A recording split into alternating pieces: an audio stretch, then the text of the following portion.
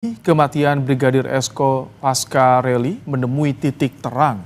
Setelah hampir sebulan Brigadir Esko ditemukan tewas, polisi akhirnya menetapkan sang istri sebagai tersangka.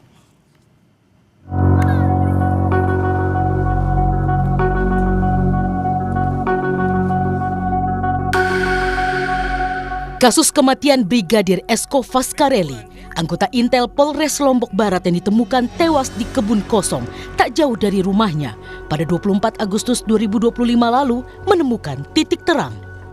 Setelah hampir sebulan berlalu, polisi akhirnya menetapkan satu orang tersangka yang tak lain adalah istri korban. Melalui pesan singkat kepada Kompas.com, Kabid Humas Polda Nusa Tenggara Barat, Kombes Muhammad Khalid mengatakan, dari hasil gelar perkara, istri korban yang juga seorang polisi, Bribtu Rizka Sintiani ditetapkan sebagai tersangka. Muhammad Khalid menyatakan, ya, hasil gelar perkara penyidik menetapkan istrinya menjadi tersangka. Namun, motif pembunuhan tersebut masih belum diungkap. Sebelumnya, keluarga Brigadir Esko mendatangi Mapolres Lombok Barat bersama kuasa hukumnya Lalu Anton Haryawan untuk meminta kejelasan kasus kematian Esko. Karena dengan pekerjaan maksimal, Pak Kapolres sangat antusias dengan kasus ini. Jadi beliau menyarankan ya kita menunggu, sabar menunggu dan berdoa agar proses ini lancar dan cepat selesai. Ada titik terang ya Pak ya? Ya. Sebelumnya, Brigadir Esko Fascarelli dilaporkan hilang kontak pada 13 Agustus 2025. Keluarga lantas mencari ke beberapa tempat. Brigadir Esko akhirnya ditemukan dalam kondisi tak bernyawa di perkebunan warga yang berjarak 50 meter dari rumahnya di Dusun Nyiur Lembang, Lembar, Lombok Barat, Minggu 24 Agustus.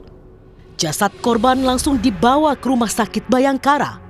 Hasil otopsi mengungkap ada tanda kekerasan akibat benda tumpul di leher korban. Tim Liputan Kompas TV. Untuk membahas lebih lengkap terkait kasus ini, sudah bersama kami pengacara keluarga Brigadir Esko, Anton Haryawan. Selamat malam, Pak Anton. Selamat malam, Mas. Baik, kami juga tadi sempat menghubungi pihak Polda NTB namun belum dapat bergabung di diskusi malam ini. Pak Anton, polisi tetapkan istri Brigadir Esko jadi tersangka. Ketika dapat kabar ini, bagaimana reaksi dari keluarga, Pak Anton? Alhamdulillah, kami apresiasi ya. Karena kurang lebih hampir 1 bulan kami berjuang mencari keadilan. Kami apresiasi apa yang dilakukan Polres Lombok Barat, terus yang dilakukan Subdit 3 di Treskrimum ya, Polda NTB. Kami apresiasi mereka bekerja siang dan malam untuk mengungkap kasus itu. Akan tetapi hasil gelar perkara kemarin, kami disampaikan oleh penyidik bahwa baru 1 orang yang ditetapkan tersangka. Kami meminta kepada penyidik untuk tidak hanya berhenti kepada si R saja. Kami meminta orang yang turut serta membantu, baik menghilangkan barang bukti, itu juga ikut ditetapkan sebagai tersangka. Karena kami yakin dari hasil otopsi kemarin, almarhum Brigadir Esko itu kan meninggal karena pukulan benda tumpul di belakang kepala, dan terus ada sayatan benda tajam di tangan kiri. Jadi ada dugaan ini tersangka lebih dari 1 orang, Pak Anton? Betul. Kami menduga memang tersangka itu lebih dari 1 orang.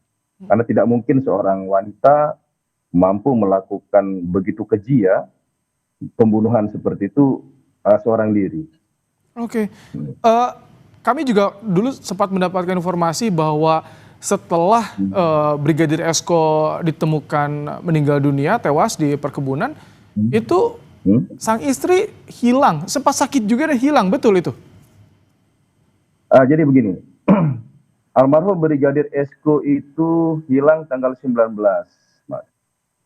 Agustus. Jadi 5 hari menghilang, ibu dari korban bertanya kepada menantunya ya, kepada istri dari korban. Jadi hasil bertanyanya tersebut dia WhatsApp lah. Apakah kenapa HP anak saya tidak pernah aktif? Akan tetapi dijawab sama sama si pelaku, si tersangka, saya juga sudah mencari keliling. Oh. Saya sudah meminta kepada dukun, katanya kepada orang pintar, bahwa si almarhum ini berada jauh dari lokasi rumah. Akan tetapi ibu dari korban menjawab, saya yang melahirkan anak saya yakin anak saya itu ada di sekitaran rumah tersebut. Maka besok paginya jenazah itu ditemukan, Mas.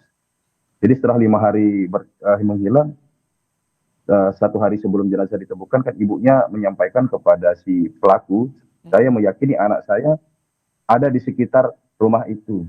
Ternyata pada hari Minggu ditemukanlah jenazah almarhum Brigadir SQ. Ada kecurigaan nggak sebelumnya dari keluarga kepada pelaku ini?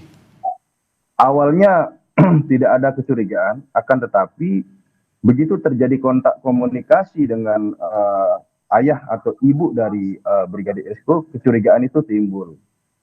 Karena selaku istri yang bersangkutan ini kan menyampaikan bahwa sudah mencari dukun atau orang pintar untuk mencari di mana sih keberadaannya Brigadir SQ. Itu yang membuat keluarga itu curiga. Terus yang kedua, si tersangka ini kan datangnya hanya pemakaman saja. Di acara-acara tahlilan kan tidak pernah hadir, tidak pernah ikut serta. Dan yang janggal, mengapa mesti setelah hasil otopsi keluar bahwa fix almarhum ini bukan bunuh diri tetapi dibunuh, si tersangka ini yang melakukan pelaporan polisi ayah dari almarhum Brigadir SQ, bukan istrinya. Istrinya malah tidak membuat LP, laporan polisi. Begitu. Jadi ada kecurigaan. Itu yang membuat, betul. Dari hal tersebut yang membuat kami curiga. Maka gimana?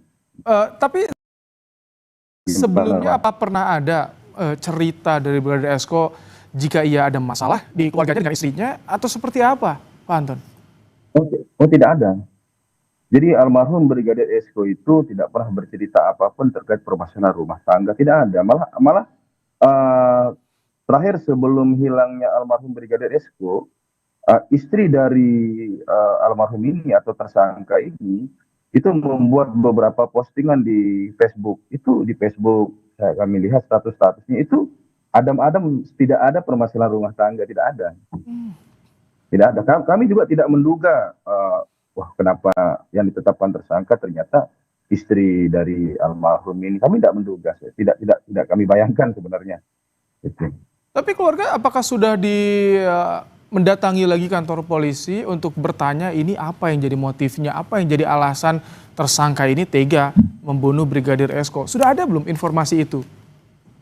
Jadi setelah dilakukannya gelar perkara dari siang sampai dengan malam hari kemarin, kami hanya mendapatkan info bahwa ditetapkan tersangka inisial R sebagai tersangka yang pertama kali ya, bukan tidak ada lagi tersangka lainnya, hanya R yang yang Polda tetapkan tersangka. Akan tetapi penyidik menyampaikan ke kami ada bukti petunjuk ke calon tersangka lainnya.